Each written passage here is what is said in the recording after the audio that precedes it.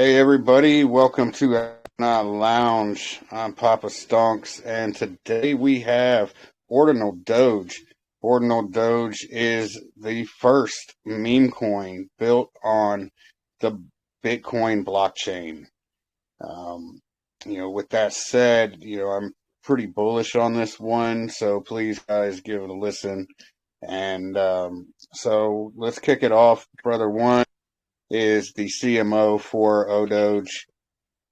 Go ahead and introduce yourself, man, and we can talk a little bit about the project after that. What's going Yeah. on, guys? You also got Titan here too. Hey, Hey, what's up, brother? Colin, what's up, man? What's up, guys? Hey, up, good man? morning. Good morning. Yeah, thanks, Poppa, for having us, man. I'll just start by introducing myself. Brother One, I own Brother Marketing. I saw this project at the start around 250K. The guys approached me asking to take a look at the project. I saw the potential, obviously being the first ordinal meme token on BTC, and jumped on it. No fee, etc. I'm here just off my own back, and then attached the project as CMO. So obviously we see we've got a great team here, a huge community, and that's why I wanted to attach as CMO. My past background, the last time I was a CMO on a project was 2021. The project went to 207 million, and we were waiting for a good project to basically attach ourselves to again, and we're here now on Odoge. So yeah, I'll pass it over to Titan, and he can introduce himself. So, guys, I'm the community manager, and I'm on the team here with Odoge, and it's just it's super exciting to be here. I know, I believe that some of you have maybe heard Plebeian talk, and yeah, so I know Plebeian through the meme coin world, and he showed me this project super early, and I just hopped on and just got involved super early, and then all of a sudden, they're asking me to be part of the team, and so that's sort of how I got involved. But it's sort of like a story of how anyone can get involved, because this thing is while it's run by a team, it's also like the community is also just as important and just as part of the team as anyone else. So that's sort of my background. Yeah, it's super great to be here, guys. Yeah, man, it's awesome to have you guys here. I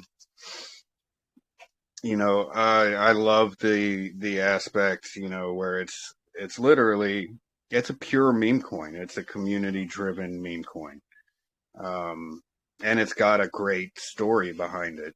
So getting into that story, let's start talking. Let's first off, for the people that don't know, can you guys explain what an ordinal is?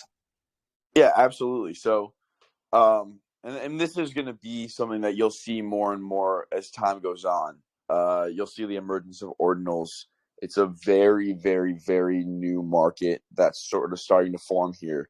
But essentially what an ordinal is if anyone's familiar with Bitcoin at all, there are sometimes like updates to the Bitcoin network. I'm going to explain this in like my low level Joe Rogan way, but there are sometimes updates to the Bitcoin network, and there was one in, I believe, 2019 that allowed you to essentially strip individual Satoshis. A Satoshi is like the smallest increment of a Bitcoin. It's the smallest piece of a Bitcoin. You can strip those individually and then stamp them, inscribe them with metadata. And so that allows you to essentially stamp data directly into the blockchain. And what is the implication of that? That happened in like 2019. Why is it just coming to the forefront now? Well, in the past few months, there have been some gigabrain Bitcoin devs who essentially made an interface for anyone to be able to do this and utilize this new process. It was an accident to my understanding. It was an accident that they actually were able to do this. Like that update in 2019 was not meant to just be, oh yeah, you're allowed to do this. It was something else. It just, for whatever reason, gave people the ability to strip these individual Satoshis, these small little bits of Bitcoin, and stamp individual data to it. So what is the implication of all this, right? I'm talking about Satoshis, I'm talking about stamping data onto the blockchain, but what does that mean? Well, that means that in the past couple months, we've been seeing the emergence of something along the lines of NFTs on Bitcoin show up. Why is that happening? Well, it's because you can stamp essentially the data that is, okay, like on ETH, an NFT is essentially like something that points to whatever your photo is. Let's just say you're talking about a profile picture or a JPEG or something, right? Your JPEG isn't actually stored on the blockchain. And with the ordinals, that the metadata of your JPEG is actually stamped directly into the blockchain. So it actually is the true NFT. It's the real NFT. And so that was very cool. That's really exciting. That's sort of been in the public eye, the length of what Ordinals has been so far, which has been really exciting. I mean, everyone knows that Bitcoin had very few use cases outside of being an alternative to gold, and that, crypto's market cap's $1 trillion, gold's market cap is $10 trillion. It would be very easy to see Bitcoin getting to that point over the next few years, undoubtedly, since it is a better alternative to gold. But what if there could be more use cases? What if there could be DeFi markets? What if there could be other things that you could actually use? You could use Bitcoin for. And I'm not talking about paying for bananas with Bitcoin. I'm talking about actually doing really cool DeFi stuff on the Bitcoin blockchain. Because you can't deploy smart contracts on Bitcoin, I think a lot of people thought this was impossible. But there's a lot of really cool stuff happening, including like people are utilizing a lot of really interesting things like partially signed Bitcoin transactions, which essentially like allow you to, for one side to send a half signed transaction and the other side to accept it. So it's like a truly peer-to-peer system where you're almost like taking out the need for smart contracts to some degree. And people are building meta ordinals. So they're building layers underneath the ordinals that exist. And through that, they're going to be creating essentially Bitcoin's version of dApps and Bitcoin's version of DeFi. And so all this stuff is coming. The question is, who's building it? When is it coming? How is it getting to the forefront, etc.? And that's a really interesting thing. That's, I think, what we're most interested here at Odoge is getting in early on all of the best projects, supporting those who are building early, and just sort of establishing ourselves as the place where anyone can go to sort of sift through a lot of the junk projects that have launched. Because right now, a lot of the Ordinals world is just NFT drops, which there's nothing wrong with that per se. But if we were really looking for the future of where Bitcoin's headed and the future of where Ordinals are headed, the future is much, much, much, much more in the realm of this brand new sort of emerging DeFi market that is literally being built from the ground up as we speak, And as there was an update to the Bitcoin network that allowed these ordinals to happen in the first place, almost accidentally, now, of course, people are working on new updates to the network to allow more innovation to happen. And then we're going to start to see a massive snowball effect over the course of the next few months. As soon as the general crypto world starts experiencing the innovation and starts seeing exactly what they're building, and as soon as a lot of these things that are being built, even the version ones of them, start to come out and people start to understand exactly what the opportunity is here. I mean, think about this. It's like building on ETH in like 2016 or something, right? Like, we're talking about a completely emerging market, but unlike ETH, at that time, ETH was like fucking $5 or something, right? Like, we're talking about a time where there's a ton of liquidity on Bitcoin, people who are dying to play with it, and there's nowhere to play. It's like if Chase Bank was going to open a casino. So that is the long and short of ordinals so far. There's a lot more to say in regards to ordinals, but where Odoge sort of comes in, just to explain ourselves a little bit, is to be the first meme coin on Bitcoin. What we did was we minted the Odoge logo as an ordinal, wrapped it in an emblem vault on ETH, fractionalized it using fractional.art into a quadrillion tokens. We burned over 50% of the supply, and then the rest of the supply was paired with 4 ETH starting LP on Uniswap and burned. So the liquidity is burned. Over half the token supply is burned. We just got a Certic audit came through, said everything was clean. The only thing that anyone could possibly even look at is the fact that we have a proxy contract, but the proxy contract is just the fractional.art emblem vault, contract. That's just that the only way you can fractionalize the NFT or the ordinal is by using this contract. So it's not in any way something that like the team made or something like that. It's just the contract that they use there. So that is sort of the basis of what we are. We live on Bitcoin, but are tradable on ETH. There's a lot of reasons why, and we can get into them later, why that's important. So that we were sort of a first mover in this world. We wanted to bring the ordinals culture into the light. We wanted to bring attention to the ordinals world. We want to onboard people from ETH and just sort of every corner of crypto into the ordinals world. We can sort of see ourselves as like a leverage long on the ordinals world.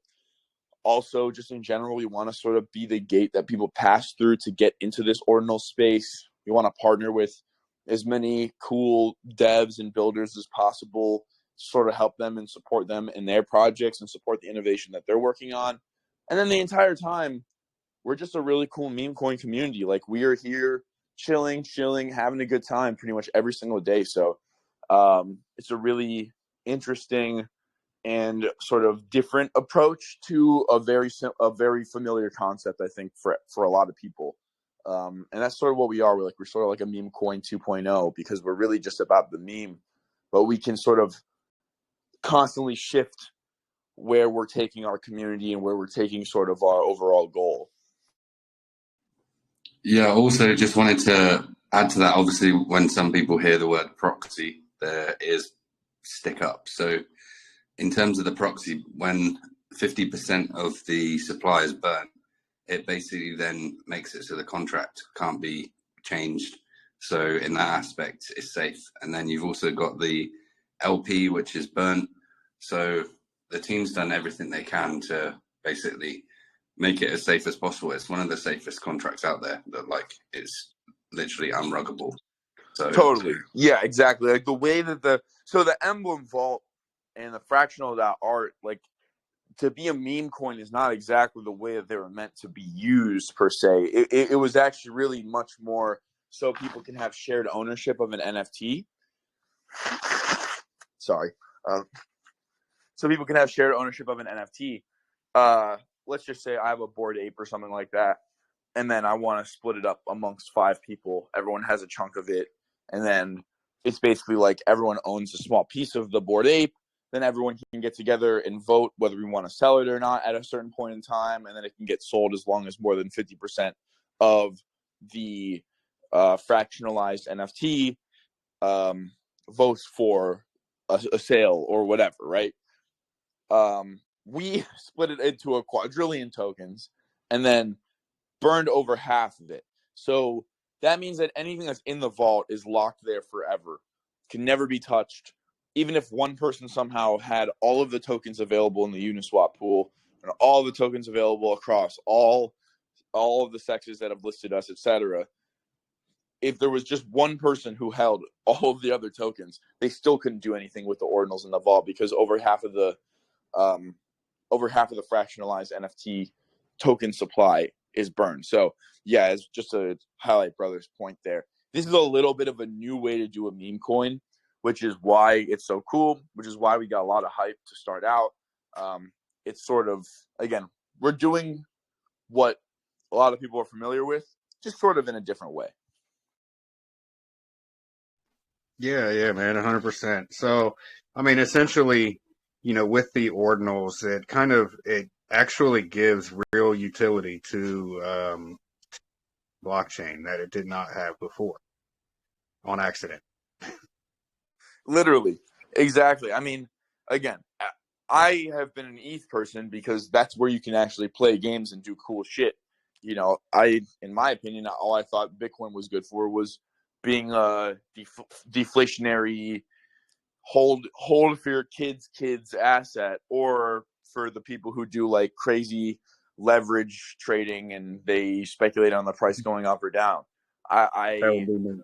I never thought that there would be any sort of actual use case or any sort of DeFi games to play or any sort of like expanded utility for Bitcoin. And so that's sort of what got me so interested in ordinals to begin with. And then here comes Odoge, which is mixing a world I'm very familiar with, which is like meme coins, with the ordinal world. And it just sort of provides this like this gate and bridge for anyone who's involved in crypto can get down with the meme coin. Everyone can get in with a meme coin. People may not understand ordinals. I think a lot of people who hold Odoge don't understand ordinals fully. But that's where sort of like our job is to help educate people, just talk to the community. And then the community sort of educates itself at a certain point. People who know more teach the people who know less. In turn, they teach the people who know less. In turn, they teach the people who know less. And then all of a sudden, everyone is up to date. Everyone knows exactly what's going on in that world. And now you've got like an extra 3,000 to 4,000 people who are now entering the ordinals world now that we've onboarded, and we're hoping to get that number to 10, 15,000. Yeah, no doubt, man. So this that you guys created the token out of, that you took and wrapped and then this was created by the team. Now, I know you guys purchased the original Doge ordinal as well. What was the importance of that, and what is being done with that ordinal itself? Well, for one, the part of Bitcoin is that it's the first. And I think that it's important to sort of cement yourself when there's any innovation in the Bitcoin world. It is important to cement yourself in the history of Bitcoin because it's on the blockchain. It lives there forever. And so when the opportunity to purchase the first Doge ordinal, which is a much lower mint ordinal than the one that we had minted of the Odoge logo, when the opportunity to purchase that that ordinal came across our plate, it just seemed like a no-brainer. In some ways it was a way to attract publicity. In some ways it was a way to stamp ourselves directly into the ordinals history, being one of the top ordinal sales of all time. In some ways we're just trying to do it for the culture. It's sort of a little bit multifaceted, but at the end of the day, it's just one of those moves that we just could not pass up. As soon as it came across our plate, it was just seemed like the obvious move. What are we going to do with it going forward?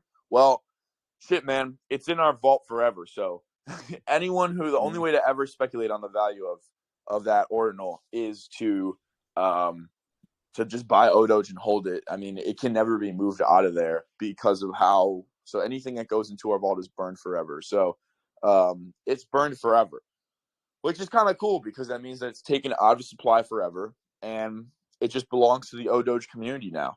And it's just like one out of many of like the cool things we're doing just to show people, hey, we're here for the people, we're here for the community, and we're here to stay.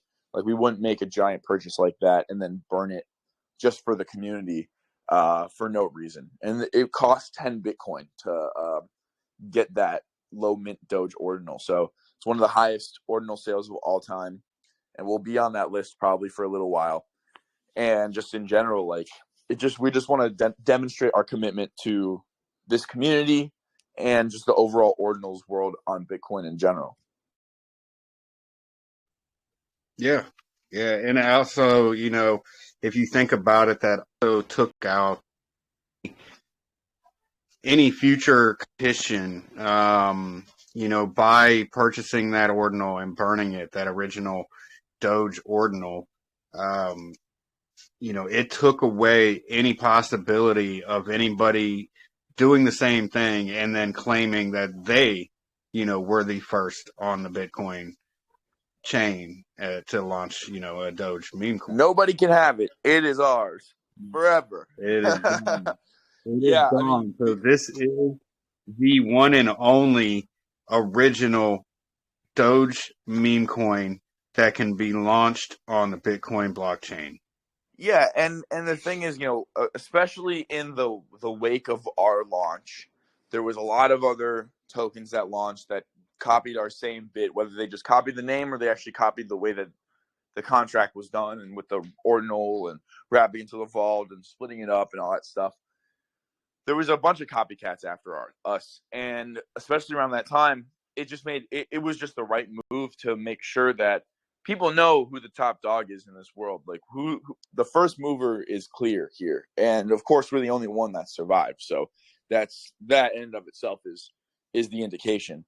But yeah, and I think moving forward, like after the first month or two of Ordinal's hype, like how do you keep pushing forward, And then just having something like that in your vault just gives people the faith that why would we have spent money on this if we're just gonna like abandon the project after a couple weeks of hype or after a month or two of hype? Like that thing is gonna be there forever. No one else can ever do it, and it just shows that we're here to stay. Yeah, definitely, man. Let's get more into the this of the Odoge token. So it was taken, it was wrapped, it was fractionalized, half of it was burnt. What was the liquidity and cap of? So it started with 4 ETH LP, and it was burned. So, shit, what was ETH? It was like just under 10K About basically. 14 something. Yeah. At the time, it was around 14 something. Yeah. So let me just do the. It's actually about like $6,000 market cap is what it started at, and it sat fair launch, and then it was burned. Probably, I actually hopped in after it was burned, so I don't know the exact market cap in which the LP was burned, but it was a completely fair launch, and like actually, unfortunately, it allowed a sniper to get in, who sniped some of the token supply, which I don't think that anyone was really thinking of when it was launched, but everyone sort of had a fair chance to get in. There was no VC raise, there was no sort of team tokens, nothing like that was allocated. And so everyone who you see who's working for the team, who is part of the community, bought at market price. Everyone did, including Brother, and so everyone who's working on this thing is working on this thing from a grassroots perspective, working on this thing from a ground up perspective, working on this thing from a community first perspective. So that's sort of like our ethos. That's where we are coming from as a group, as a community, as a team. And we're sort of ever expanding. Like we're constantly getting new knowledgeable community members into the fold, helping them understand ordinals, showing them the really cool projects, getting them involved in the world. And then they just sort of run from there, and they run, voice chats, and they talk to people in our groups. They make Twitter threads. Everyone's constantly shilling. Everyone's constantly working super hard for the project. So it's really, really cool how it worked.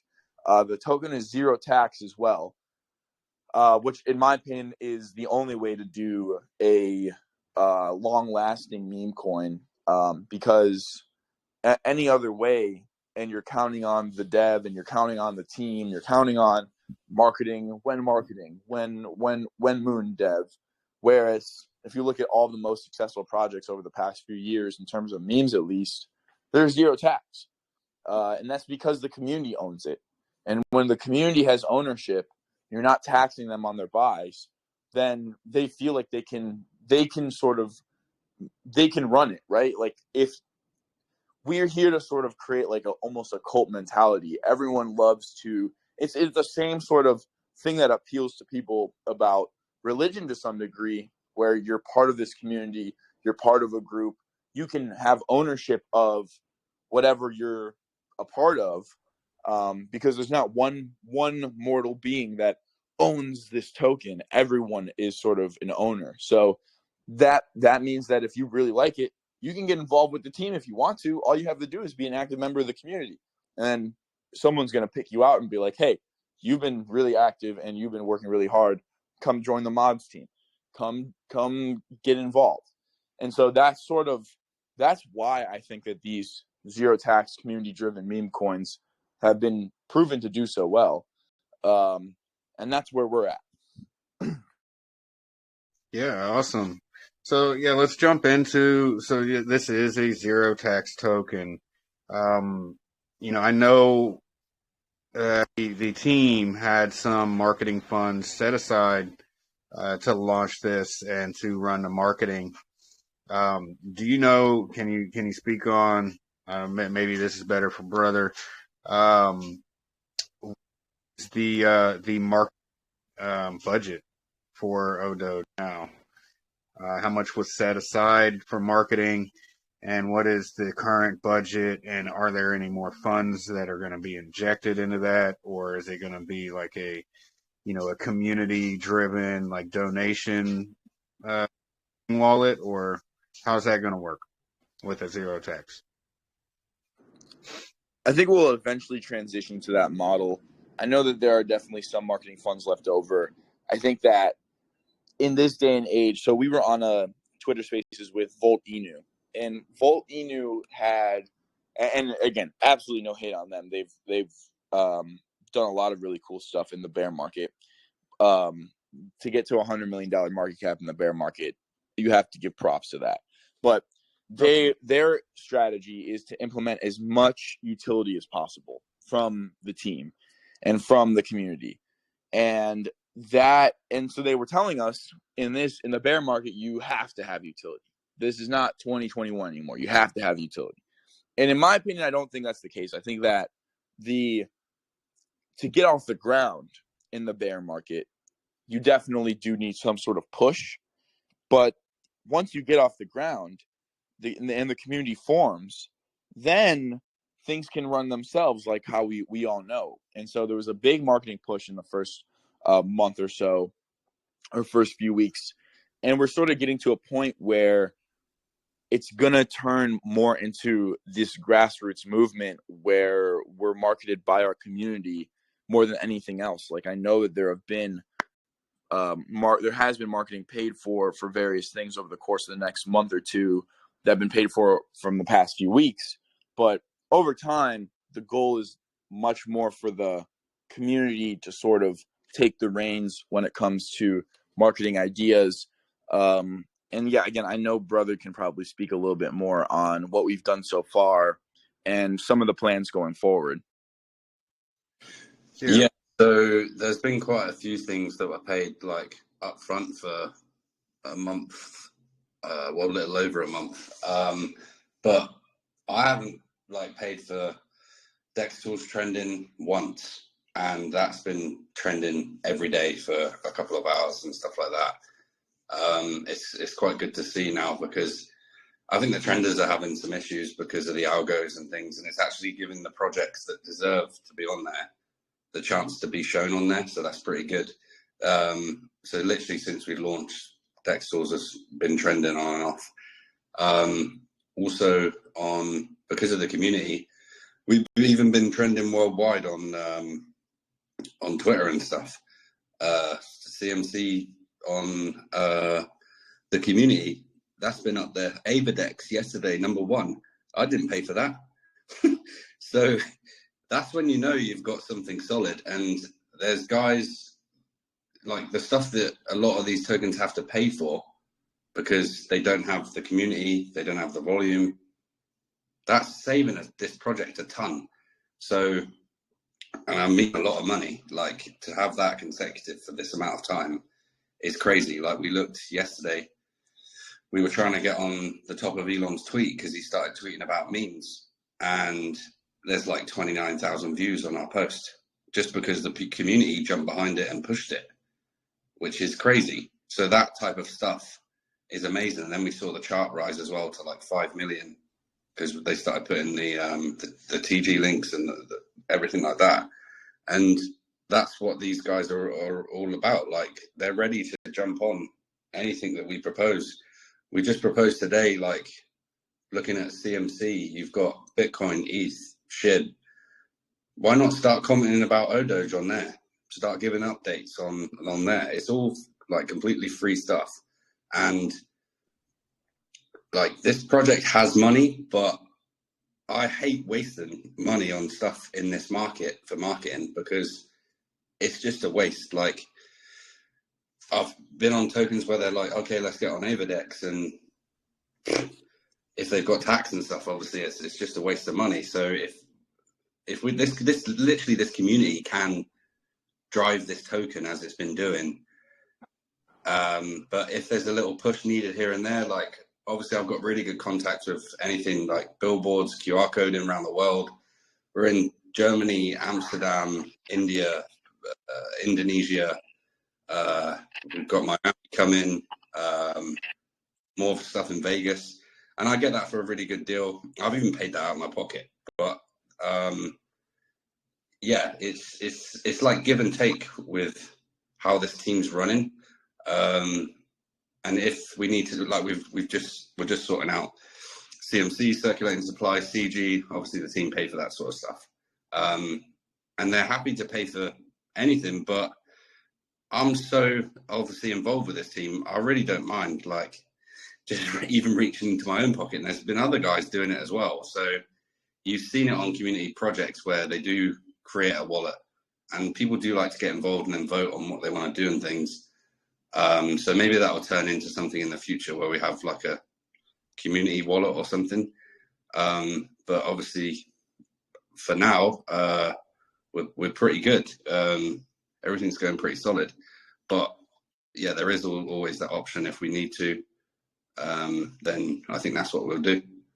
Yeah, his brother is definitely downplaying how integral his involvement in this entire thing is. I mean, having brother as a CMO literally means that there have been so many things that would have cost 50 times more that he's been able to get us at cost or below cost.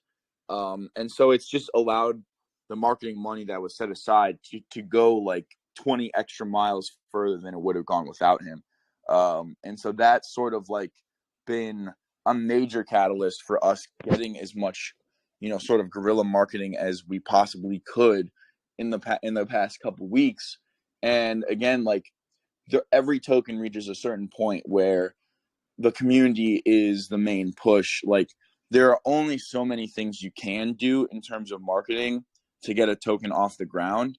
And once you have an established base of holders, once you have an established base of dedicated followers and people who are in sort of in on that ground up mentality, what took Shiba Inu from, a couple $1 million market cap to 40 billion, right? It wasn't that they got a really cool billboard, even though billboards are really cool.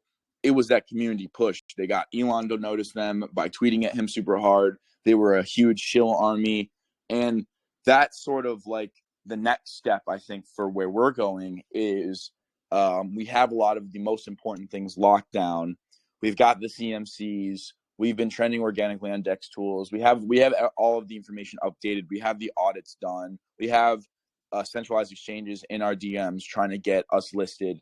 And so the real question is next, like, how far can we take this from a grassroots perspective in terms of marketing? Like, how many, and again, it's been demonstrated that we're capable of getting there. We've been trending on Twitter. We get crazy interaction on our tweets, and our community blows it all up, which is awesome. And so just going forward, that's a huge focus, I think, because we need Elon to notice us, or we want to get people in the entire crypto community to understand what is this Odoge I've been hearing so much about? Yeah, and also it makes it, because of how the token is, like as soon as you say, oh, it's the first ordinal meme token on Bitcoin, people straight away they're interested. So you as a community member, if you've got networks, you've got privates, you've got like certain things you can do. Even a PR, you can put the media article out and say, hey, I posted this here, or things like that. You can actually push the token and you can see what you've done is making a difference on the chart, because not only that, but it's zero tax. So if someone does want to come in and make a 1-2 flip, fine. That's up to them. And if they want to stay, stay. If you like the meme, stay. We're not here to tie your hands behind your back by making staking or upping the tax. That's not going to happen. So people have seen what they've been doing in the shilling and everything like that. It is making a difference. And the holders have been going up, going up. Obviously, we had to deal with that 15% guy, and he's completely out. But that was a pain in the ass. I think I was speaking to you about it. Just ripping my hair out. I had to jump into the Odoge chat and trying to, deal with a little bit of the FUD, and I think some of that was from other communities that were coming in there to draw attention and FUD. Yeah, definitely. But, you got it taken care of. So Yeah, and think about this throughout that whole time, and right? Holder distribution is awesome now. Exactly. Go ahead and speak about the holder distribution. Right, exactly. I mean, throughout that whole time, right, we had a sniper who gone in and had basically 15% of the token supply and dumped it at not even at all-time high. He dumped it probably starting at like a $5 million market cap all the way down to like 1.7. And we were all-time high of 17 mil. And what happened throughout that time? Our holders went up like 600-700, almost 1,000 holders across that period. So one guy exiting actually gave us like almost 1,000 new holders and a ton of new members in our Telegram. And everything sort of like timed up the right way, because as soon as he was out, we started to get we got our Twitter, which was banned, back. And then you can see on our chart the reversal in price. We're heading in the right direction now. I think it just grew. Yeah, I think it was good that it happened, because it really tested the community. Like, to have that happen, go from 17, obviously we shot up from 6 or 10K, whatever we launched at, to 17 million, and then hit 1.5 over that course of that dude doing what he was doing. The only FUD I saw was literally paid for by other projects to come in and try and take our holders. And it wasn't our community. They were there 100%. And I was stunned at how much they backed us. Like, I even went on the VC, I think it was yesterday or the day before, and just said thanks. Like, it's crazy. This community is freaking insane. Yeah, and it just allowed more people to get in on, and for better prices. I know how many times were we talking to whales or whatever, and people, I'll wait for this entry, and then the entry was given, and so many people hopped in, and we just are building like higher floors with stronger holders, and things are just trending in the upwards direction for us in the grand scheme of things. And that's sort of like, again, you never want to see a price drawback to that extent, but when you see a recovery like that, it just speaks to the strength of the community. Yeah, for sure. So real quick, for people that don't know, with a zero tax token, I know people always wonder where the liquidity is coming from. How is the liquidity getting added? Do you want to go ahead and explain? I mean, obviously I know, but can you go ahead and explain it? Well, a couple things. So when buys and sells happen in Uniswap V2 pool, so when buys and sells happen in Uniswap pool, there is leftover liquidity that remains. And on top of that, of course, the initial starting LP was burned, and every time people deposit money into the liquidity pool, it grows as the token supply shrinks in sort of like a two-sided way, where when you're depositing your Ethereum into the liquidity pool and taking tokens out of the liquidity pool. And so the liquidity just grows with time. And then on top of that, we've had a lot of Chads who just add their own liquidity, and anyone is able to do that. You're able to add your liquidity, and then you can actually get some of the trading fees. And so there's a lot of interesting ways that the liquidity can grow. Now, you never want your liquidity to be there's a sweet spot with liquidity. If it's too big, then it's hard to move the token price either direction. If it's too small, then buys and sells impact the chart too much. And so there's a really good sweet spot in that liquidity ratio. And we are basically right there. I mean, we just check the chart right now, but we're sitting here at, I think about 5% liquidity is, 5 to 10 liquidity is probably the healthiest. Exactly. Yeah, we've got about $400,000 in liquidity, and sitting at a just about $3.5 million market cap. That's pretty much perfect. That means that at $100 million market cap, there'll be multi millions in liquidity, and it'll allow movement on the chart without having sells or buys impact too much. You don't want your token to be too volatile, and you also want money available for people to sell into and also buy into.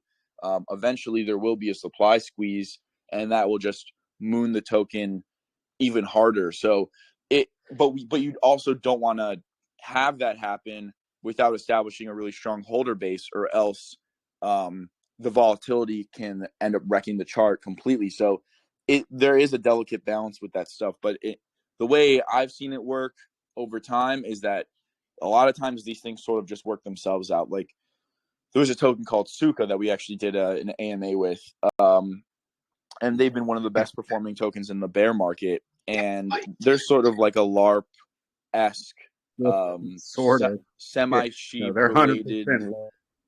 Sorry, I'm not going to film record. Yeah, anyway. They're like sort of sheep related to some degree, but they've performed really, really well, and they had incredibly low liquidity.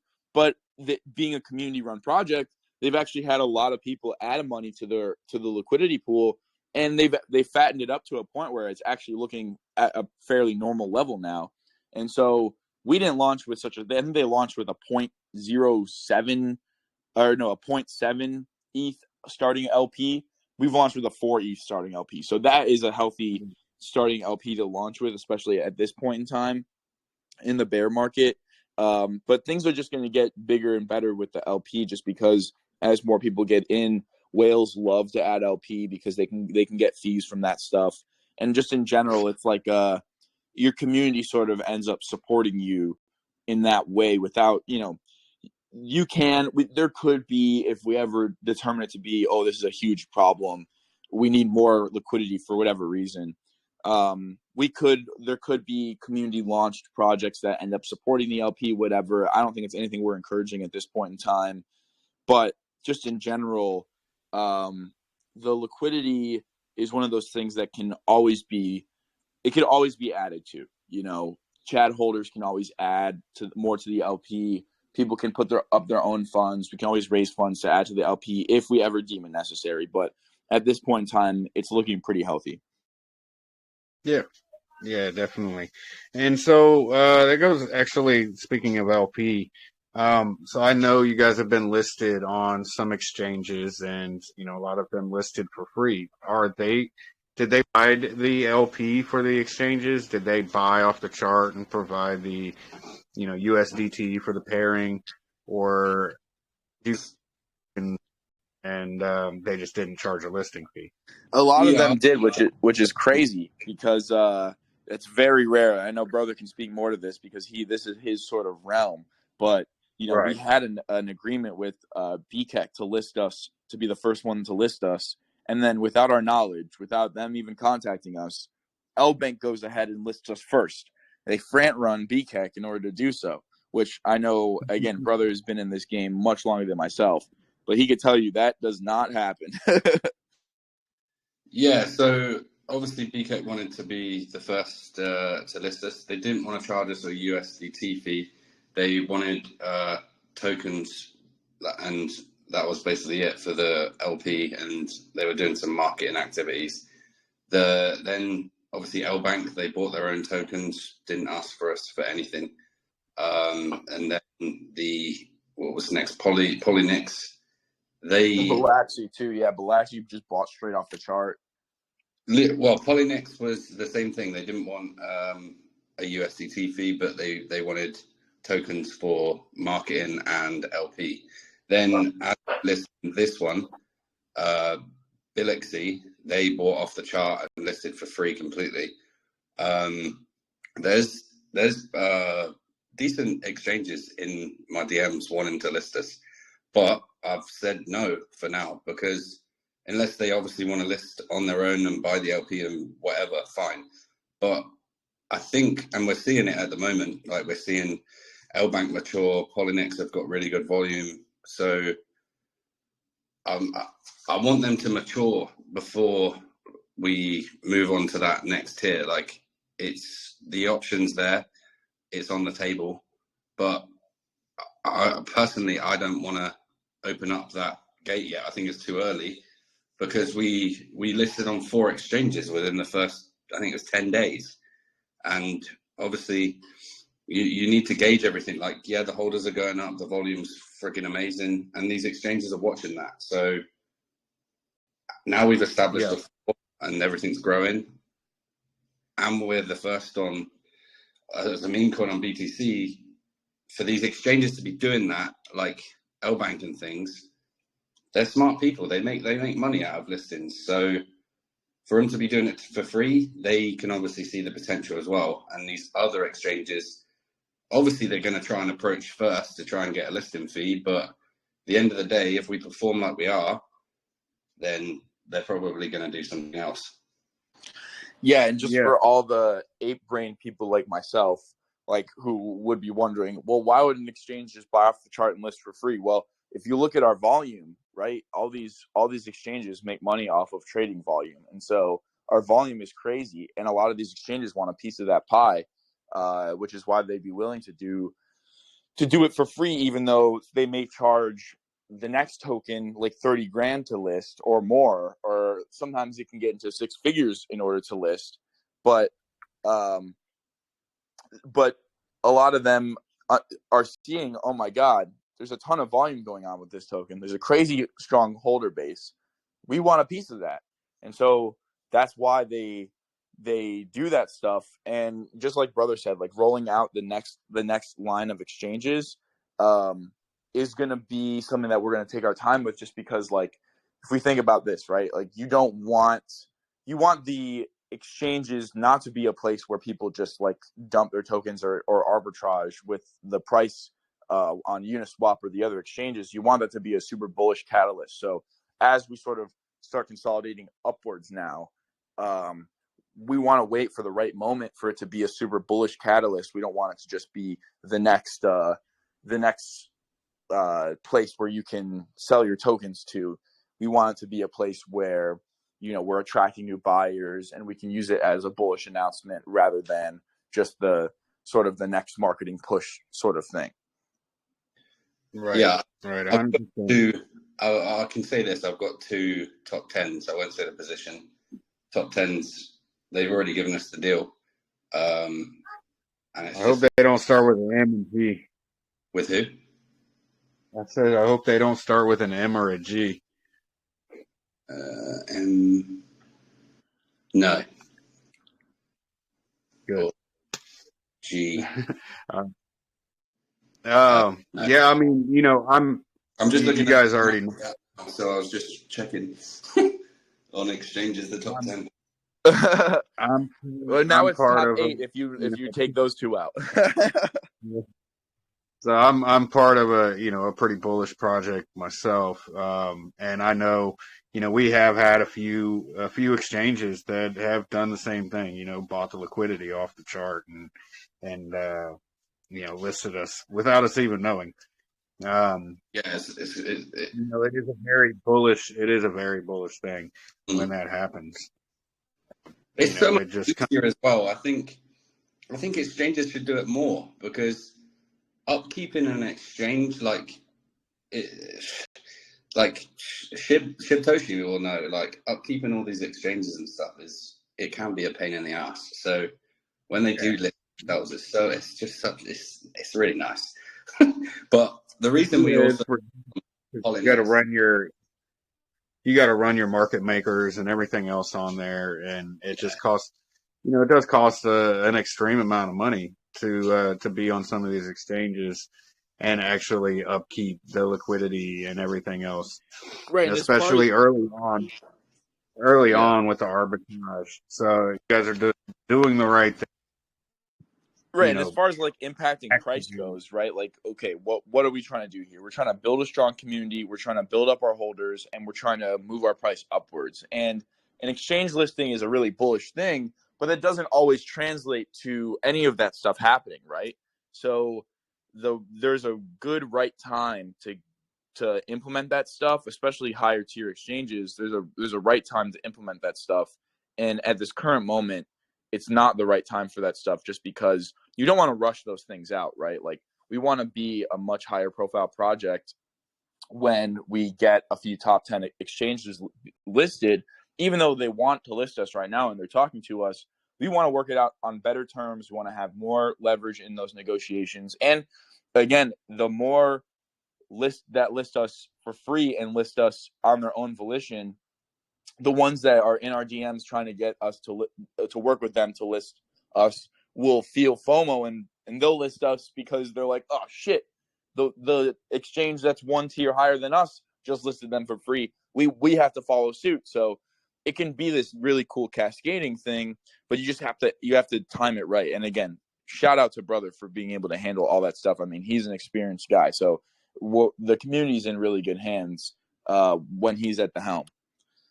Yeah, 100%, man. And I've worked with we've before. He worked with Squid Grow in the beginning as well. So he definitely knows what he's doing when it comes to the marketing aspect of crypto. So actually, why we're so let me just jump more questions. Open it up for some communications. We've got some in chat. Let's see. Do you guys ever plan on having kind of maybe an on ramp or whatever where people can buy Odoge with Bitcoin? Absolutely. Go, brother. You remember in that MMKK one, I just said, look, let's make it easier for people if they want to do it. We got the multi-chain widget just there, but also maybe Titan can speak on this. There was a partnership spoke about, but yeah, Titan, you go ahead with that Bitcoin side. But yeah, if you wanted to buy with BTC right now, just to say you can do it on our website. Right. So we've got a bridge on our website directly where you could just buy with pretty much anything. But if you are not interested in bridging your funds over, we are pursuing a lot of avenues to be able to actually be legitimately actually tradable on Bitcoin. And I'll come back to that in just one second. A really important aspect about where we fit into this Bitcoin world is in the Bitcoin world. And this was, I'm a total ETH guy. So when it came to the intricacies of the Bitcoin world, I was pretty new to it. So, but there is an important discourse in the Bitcoin world about block space. And this is a really big thing surrounding ordinals. Now, a lot of people are coming around because a lot of the miners who are mining Bitcoin and are getting crazy amounts of profit from the mining fees from these ordinals drops, and the more ordinals show up, the more money they're making. So it's sort of becoming this incentivized process for people to support ordinals. But just in general, block space is spare. So us being able to be living on Bitcoin but tradable on ETH allows us to sort of not really intrude on the Bitcoin world, and it just allows us to be in that supporting role that we really want to be for this emerging market. And we don't want to step on anyone's toes. We're not here to take anyone's place. We're not here to do anything along the lines of being the loudest voice in the room in terms of block space or the amount of space we're taking up. We want to be the gate that people pass through in order to get into the Ordinals world. And what better way to be able to do that than to be tradable on ETH, where we're not taking up any block space on Bitcoin. But because there are a lot of Bitcoin maxis out there who would never even dream of touching Ethereum or bridging their funds over, we have, and this is actually just a really cool thing, this just highlights the sort of moldability of what a zero tax community can be. We were on a Twitter Spaces, and someone who is now a Chad community member who's on our mods team, who's very active in the project now, he came on. He just heard us in the Spaces.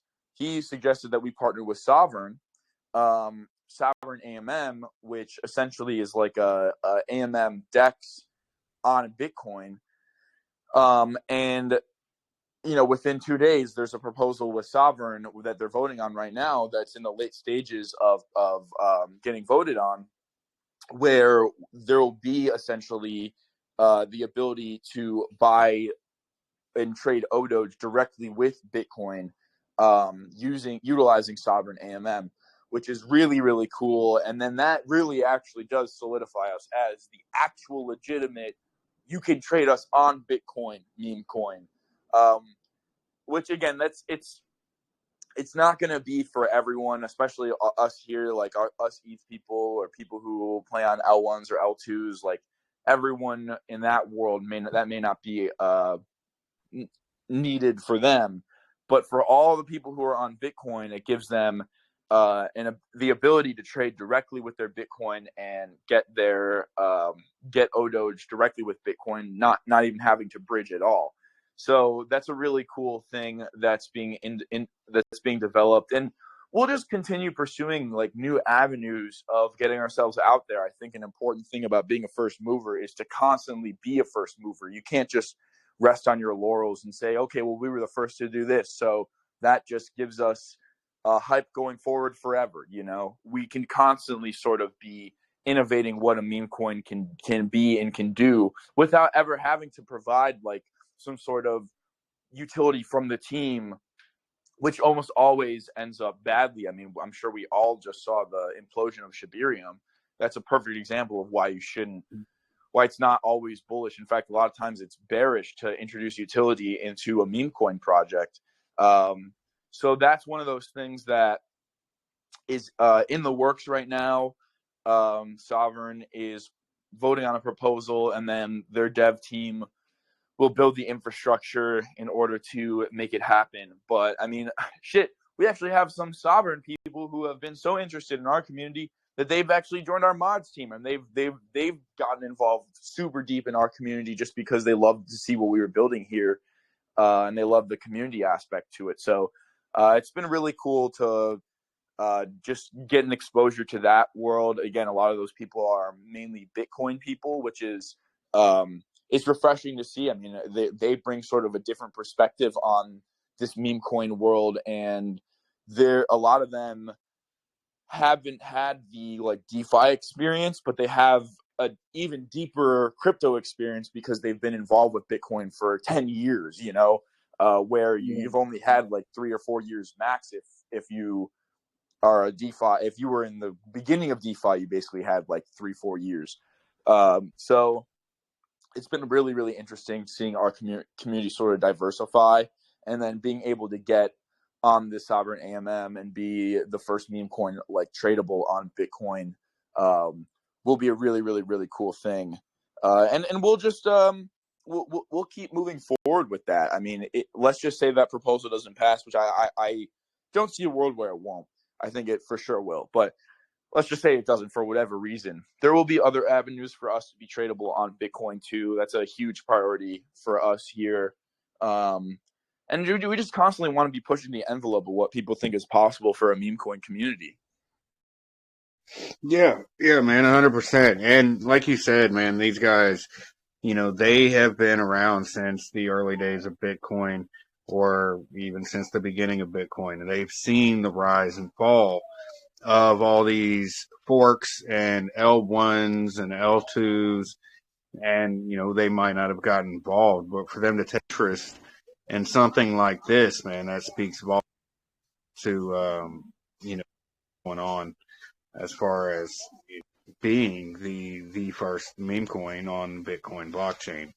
And I'm gonna tell you now, I mean, yeah, I buy on ETH, I buy on BSC, I buy on any damn thing. But if they make a BTC pair for Odoge, I'm buying it. Just because of the uniqueness, just because I want to say I was one of the first people to hold a meme coin literally paired to Bitcoin. Exactly, man. And dude, this is one of those really cool things about being a zero tax community, and sort of having this like huge holder base to be able to you could constantly sort of evolve where your direction is headed, right? Like, it's going to be really cool to be that. But on top of that, why would Sovereign want to partner with us, right? Well, we can provide a lot of attention to Sovereign as well, in a lot of these sort of innovative Bitcoin native projects, ones using ordinals and not, can sort of look at us like a way to bootstrap our community into their project. And then it's a way for us to offer value to our holders, without having to provide a utility. And that's not to say that, we've been doing a lot of these AMAs. And so a lot of people hear me say that and they're like, well, why would you count on another dev or another team to give your community utility instead of just making it yourself? Well, a couple of reasons. One, my personal opinion is we let the people who are really good at building build, and you bring the people who are really good at community building into the meme coin world. And so when you have a super strong community, you can use that community to bootstrap your project, or you could use that community to bootstrap other really truly innovative projects to your community from the beginning. And then you're constantly able to offer new opportunities and new value to your community without having to spend 3 years developing a blockchain or 3 years developing this or that. All of the builders are building, and then we have this great community where we can constantly be partnering with projects and constantly be helping stuff get off the ground, giving our holders unique and early access into truly innovative projects. And again, it's just sort of that thing where we can constantly stay a first mover instead of just say we were the first one to do this, and then other people are the first ones to do these other things. If we could be the first one to do a vast number of different things that I think a lot of people didn't think was possible. I mean, just to give like a little taste, like in theory, we could be, the faucet for people to use testnet for their Bitcoin native ordinals related projects, right? When they're building their DeFi ecosystem, built directly into the Bitcoin blockchain. Odoge can be what they play around with when they're testing. They can implement Odoge directly into their projects. There is so much you can do, and then it's cross marketing. It's you're helping really cool innovative projects grow from the ground up, and then you're also providing essentially an unlimited amount of value to the community members as well, because everyone in the community can constantly have new projects to look at, new opportunities, new chances to win giveaways and stuff like that we've partnered with other projects with. So it's a unique approach, but I think it's especially when we're pairing up with such an emerging market like the ordinals space, it's the right approach, I think. Yep. Yeah, 100%. Okay, so let me okay, so we touched on just about everything. Let me get into some questions from the community. Okay, so we've got one from Youngest Man. Loves the idea behind Odoge during his research. Love to know what the team's long-term plans to keep the community engaged and avoid G's. I can answer the you cannot avoid Jeets. Yeah, G's will always exist, unfortunately. But Yeah, I think that the there's always key. going to be people trading. Sorry, It's a keep going. zero tax token. It's a zero tax token. There's always going to be people trading. You cannot avoid. But in situations where a huge sell pressure is set, what are your plans regarding this situation to avoid dumping and maintain stability? Well, I think that it's first things first. I think that having a strong and positive community narrative is the key to avoid times of panic. Right? Like, look what happened just in the past week and a half to us. We had an all-time high, and then hold on, just 1 second. We had an all-time high, followed by an entire market collapse, followed by our stable coins even stable, followed by a sniper got in, and after we consolidated price wise, started dumping, and so and he had a Man. huge bag. So we had huge sell pressure, right? And what did we do? Was there even like a word of FUD in our chat outside of like people from other projects trying to snipe our holders? No, I mean, we stayed on VCs. We stayed having a really good time. Everyone, I mean, if everyone in the community is dedicated to a positive message and a positive attitude, then, and I know that sounds a little bit corny, but that's the best way to persevere through rough waters. And then I think that the people who know, and we're really lucky to have a lot of people in our community who are long time meme coin traders and long time crypto people, where you have a lot of OGs who have been around for 10 plus years, who just, they have that knowledge and they have that experience to give to everybody else. And everyone's constantly talking and teaching each other. So it's like, with those people, their voices to help steady the ship and just a really good positive attitude when, and because narrative drives these zero tax communities, these meme coins that are community driven, the narrative drives everything. The attitude drives everything. If everyone's working towards a common goal, that's how you elevate to those Shiba Inu levels, where they hit that all-time high of like $44 billion. And so that also is what causes spirals in those same communities, because if the attitude is negative and everyone is just there to make a quick buck and everyone is panicking and the panic sets in throughout the whole community, then everyone will start experiencing the sell pressure. But the real way to mitigate that is just to have that group in your community that has been there, that has done that has seen rough waters. The people who's, I can't tell you how many people have told us, I bought this dip, I bought that dip, and I bought that dip. And so now their dollar cost average, even if they bought at all-time high, their dollar cost average is actually, they're in the profit now because of all the dip buying they've been doing. And everyone in our community is super transparent about their feelings and their experiences. And so that's really the best way, in my opinion.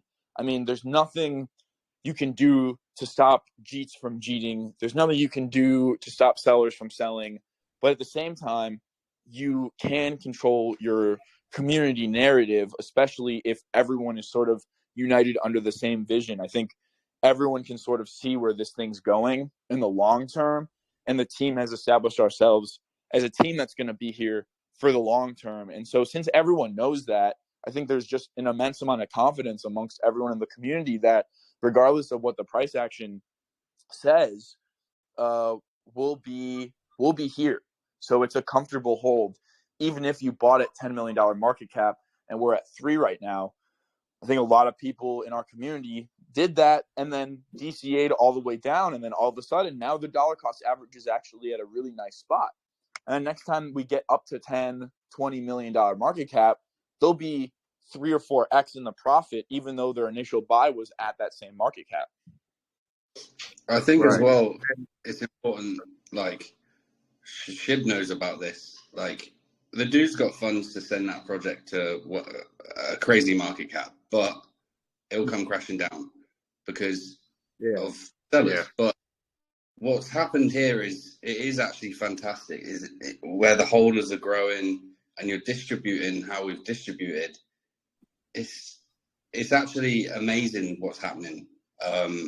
in terms of that. Like, you see all these projects that boom, like even that one that I was on in 2021. I think it was about 2 weeks and then it went boom. And obviously the project wasn't sustainable in itself, and that's why it came crashing down. But it also mooned too quickly. And that's when you get the FUD, because they've bought in high, they're not happy. Whereas everyone here, yeah, some people did buy in high, but not too many. And a lot of those guys that did buy in high, obviously they had quite big funds to buy what they bought, and they've got other funds to DCA. If others haven't, then they haven't really moaned too much because they see the potential. But this is where it'll be nice, just growing nicely up the chart. Everyone's going to be in profit. More people are happy, and I think that's as well how you attack the FUD that comes in, because as we've seen, that the FUD's pretty minimal and it's not anything we can't handle. Yep, 100%. And one thing I was actually hoping you guys would go ahead and say is sales are needed. Because this is a zero tax token and the liquidity is dependent on volume from Uniswap. So buys and sells are both needed to provide that liquidity to provide a stable floor for the long-term holders. So I'll just throw that in there for you. But that's kind of the answer. I've been doing that in the TG.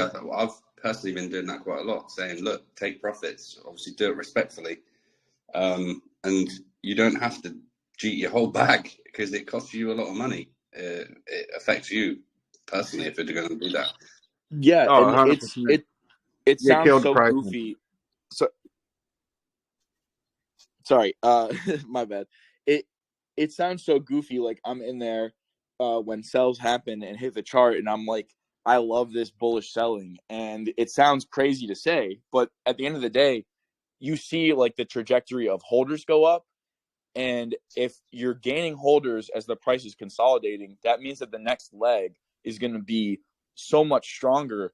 Like, to speak to brother, what he said about when projects moon too fast. Again, this is another thing that you look at all of the most successful projects, and it took them multiple months to reach their peak all-time high. Some took 6 months or more to reach their peak all-time high, because again, if you moon too hard, every project is going to have holders who want to take profit.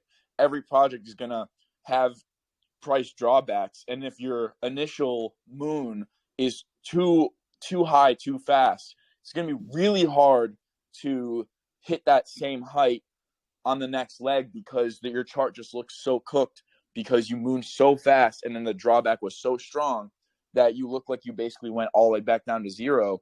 It's hard to avoid looking like a pump and dump in those situations, even if your community is dedicated or your team is dedicated. So that's been a really, I'm glad that things have sort of rolled out how they have. It sort of sucked to see the price go down. I mean, everyone likes when number go up, but if you, it's one of those things, if you know that a consolidation is needed in order to have that really strong next leg. Yeah, definitely, man. And it 100% helped with the holder distribution. I mean, we went from, I think it was around 1,300 holders to 2,500 holders, at the same market cap. As it came down, the holder distribution got thicker. So literally, I think at all-time high, I think we had less than 1,500 holders.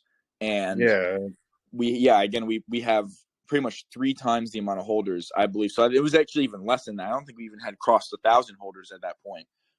So we pretty much 3x'd our holder count since all-time high, which everyone who's been there knows that means that the next leg is going to be just absolutely insane. Yep. 100%. All right. So next question from Rayhan. Okay. Is the liquidity on ETH or on ETH, and therefore the price increases with ETH? Yes. The answer is yes. Question about heritage, whether it's linked to the original Doge creator via the ordinal inscribed on Bitcoin. Is that original that you guys bought I obviously, it's, the one that you guys created was not linked to the original Doge creator, but is the one bought linked to the original Doge creator?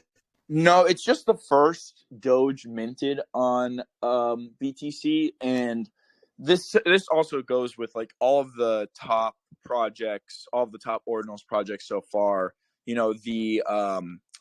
The Bored Apes on Bitcoin, the CryptoPunks on Bitcoin, like all of these are not associated directly with. It's just basically it was the first people who got in on the Ordinals world were the first people who were able to mint these types of things, and so there's huge. I mean, it's old meta on ETH to be a first mover because it's like what can you be first at on ETH now? Because so much has been done so far. But on Bitcoin, it's still massive. It's a completely different market. And so being first is super valuable there. And so it doesn't exactly matter so much there who did it first, or sorry, who is associated with whoever minted the ordinal. It more so matters the mint number of the ordinal. And so that's why we procured that sub 6,000 mint ordinal for our vault, because it's just a piece of ordinal history. Again, we're up past 400,000, almost 500,000 ordinals minted. You can imagine that number is probably going to get up well into the millions, if not hundreds of millions of ordinals minted over the course of the next year or two. And so to have one that's such a low mint number, it's important. I don't think the significance of NFTs were really realized when they first started on Ethereum. So the first ones, even though there was hype around them later, when they were being minted, it wasn't exactly like, that wasn't exactly the significance of the first NFTs were not really known at the time. And that also sort of just speaks to the overall market that's developing now, right? Like DeFi took a while to take off and to be innovated on ETH, and for people to accept and understand all the possibilities, because it was brand new. Now we have a proven market for DeFi on Ethereum, decentralized lending protocols, yield-bearing stable coins, etc. That all exists and is healthy on Ethereum. And then the adoption when all that stuff comes to Bitcoin is going to be so much faster, and because of how proven it already is on Ethereum. And so these things that are being in development, we're here at the beginning of this emerging market, but the time scale is going to be so much quicker than I think anyone realizes in terms of adoption. There's huge incentive for Bitcoin miners to get on board with this stuff, because there's huge fees for them to be able to profit on. And then just in general, I mean, we're talking about a chain that's market cap's like $500 billion. There's a fuck ton of liquidity that has really never had the opportunity to be played with and experience yield-bearing stable coins or decentralized lending protocols, or I mean, all of the really cool shit that you can do with Ethereum that isn't just profile picture NFTs. Ironically, of course, it started on Bitcoin with profile picture NFTs because that was sort of the easiest thing to do, but it's going to evolve very quickly into things that I think that nobody is even understanding that you could do that. I think everyone thought that a lot of this stuff is impossible on Bitcoin, but yet here we are. There are a lot of people building a lot of really cool things. Hey, I don't know if you guys are watching the chart, but there was a dude that basically bought up that when that guy dumped, that 15% guy, he basically did a big dump the other night when I was asleep, and someone bought up with 18 ETH, new wallet, boom. And I was watching him because I was like, oh, this is going to be our next suppressor. He's just dumped 22 ETH in one go, and it's already been eaten. So as we're talking about this chart, this holder distribution is crazy because now it's been bought by a lot of different wallets and things. So this is the when one guy dumped? Yeah, 22 ETH he just dumped, and it's just been eaten. He's been getting out over the last 2 days. He didn't even get like a 1.5. What is wrong with people? I don't know, man. But Yeah, but whatever. There But are a that is lot of awesome. people They've got who are in just that looking to bag. trade big numbers to make small profits, you know. And I think that Yeah. the majority of our holder base understands that it's small, consistent buys and DCAing and bringing your dollar cost down. That once we hit $100 million market cap and more, that's when you're really gonna. That's when those people are gonna look at the profits before. You know, I think most of our holders aren't looking at things like that. That's why when an idiot like that dumps, it's like, you know, 15 people have an ETH at the ready to just replace that one guy. Right. Yeah, I mean, some people are happy with a 30% ROI. Personally, that's not me. But yeah, so that is awesome, man. It got ate up like that. That is cool. Yeah. Um, I think it was 10 let's go seconds. on to the 10 seconds. Jesus. Let's go on to the next question. Hey, Harry, I know you're listening, man. I hope you got your entry on that one. He was waiting, but I hope you got in, man. Let's see. Next question. Main focus of the team, Odoge, focusing on communities, markets, exchanges, products. I'll answer that. Community. How have the bear market or market situation affected the development of Odoge project? None at all, really. Yeah, I mean, What has again, been? we experienced the turbulent waters of the big market dump, the stablecoin fear, etc. But again, we only grew in holders throughout that time. So, you know, if that can't shake our holders, then I'm not even sure what can.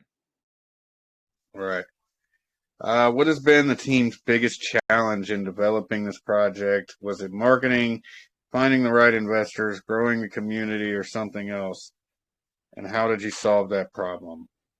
Honestly, I I think, wouldn't even say that there has been a problem like that. I mean, really, things have gone about as well as they possibly could for the first we're not even a month into this thing. So for a first month of launch, to have 25 plus super strong holders, to have a mods team of 30 plus people, to have a super strong community where your community can get you naturally trending on Twitter just with their ravenous like ability to chill. Like, these are the things that, you know, we're constantly doing multi-million dollar daily volume, even a month into the project in a bear market. Like, you know, for us, what bear market, you know? right. Exactly. These are meme coins, guys. There is no bear market. All right. Well, you know what? I think I will end it there. Unless you guys have anything that I missed or any closing statements. And then we'll, after that we can stop the recording. And I'm going to have you guys pick some winners for the giveaway as well. Totally. Yeah. I mean, the last thing I'll say is just for all the people who may be wondering, like, okay, what's our next move, right?